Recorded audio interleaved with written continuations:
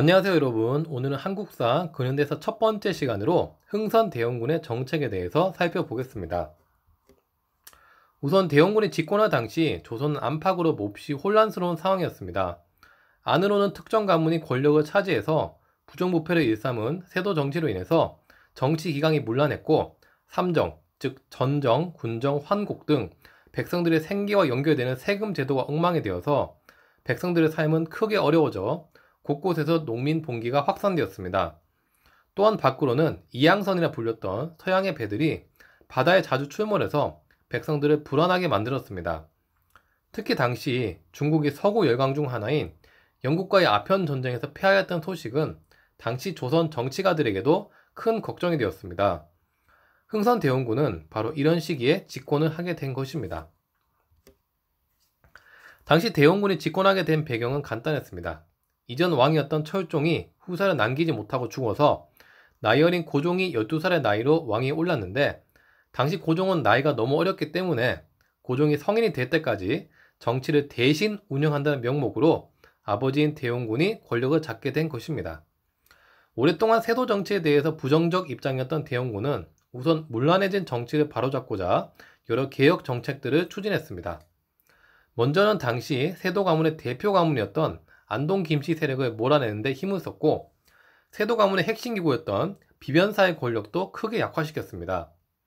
또한 조선 초기 핵심 기구였던 의정부와 삼군부의 권한을 크게 강화해서 각각 정치와 군사를 담당하게 하였습니다. 한편으로 대전회통이라는 새로운 법전을 편찬해서 국가의 통치 기강을 확고히 하고자 했습니다. 대원군은 이외에도 서원 정리 사업을 펼쳤습니다.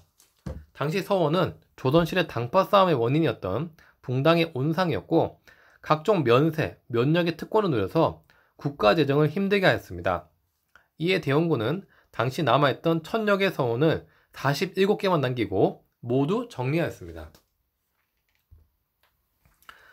한편으로 대원군은 백성들의 고충이었던 삼정의 문제도 바로잡고자 노력했는데요. 우선 전정, 즉 토지세의 경우에는 당시 토지 측량은 정확히 이루어지지 않았고, 한 곳의 토지에 잡다한 명목으로 세금이 2중, 3중으로 부담되어 백성들의 원성이 심했습니다. 대원군은 토지를 정확히 측량하는 양전 사업을 통해 토지 세금을 정확히 거두고 토지 대장에서 누락된 토지를 찾아내려고 했습니다. 군정의 경우에는 호포제를 실시했는데요. 당시 군대를 가지 않는 대신 냈던 군포는 일반 평민에게만 부과가 되었고, 백골징포, 황구, 첨정이라 해서 평민 집안의 죽은 사람, 어린아이까지 군포의 대상이 되어서 백성들의 불만이 상당했습니다. 대원군은 이런 점을 바로잡기 위해 호포제를 실시했는데요. 이는 그동안 면세 특권을 누리고 있었던 양반에게도 군포를 부과하는 제도를 말했습니다. 당연히 당시 양반들의 반발은 심했지만 대원군은 이를 몰아붙이기도 했습니다. 환곡의 경우에는 사창제를 실시했습니다. 당시 환곡은 백성들에게 관청에서 강제로 쌀을 빌려주고 그에 대한 막대한 이자를 갚게 하는 등 사실상 백성들에게 사채이자 고리대 역할을 했는데요. 대원군은 이를 막기 위해 관청 대신 마을 단위의 부호가 중심이 되어서 곡식을 빌려주는 제도를 실시합니다. 대원군의 이런 삼정개혁은 어느 정도 백성의 부담을 덜어준 측면에서는 긍정적이었다고 볼 수 있습니다.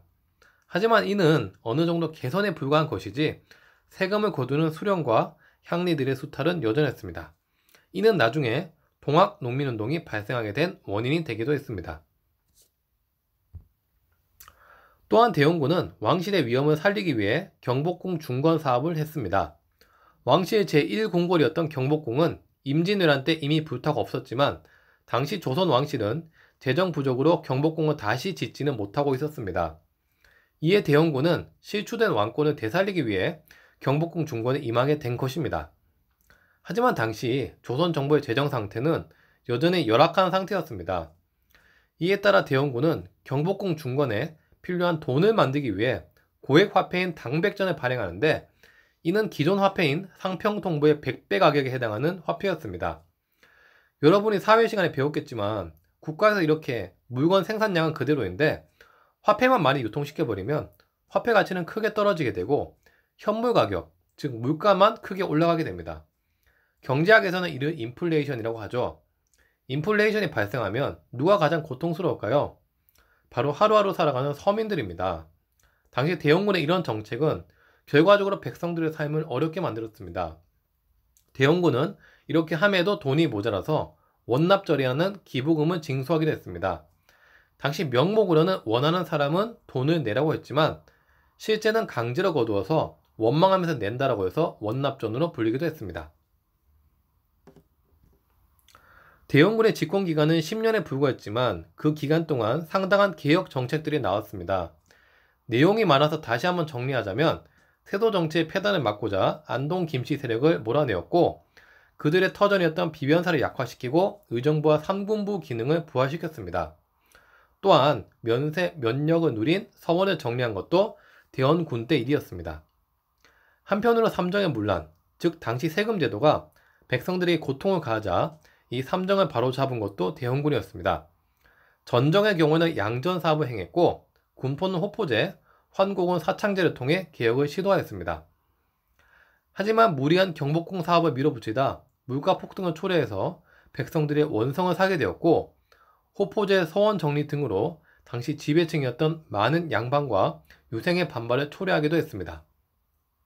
대원군의 이런 개혁 정책을 어떻게 봐야 할까요?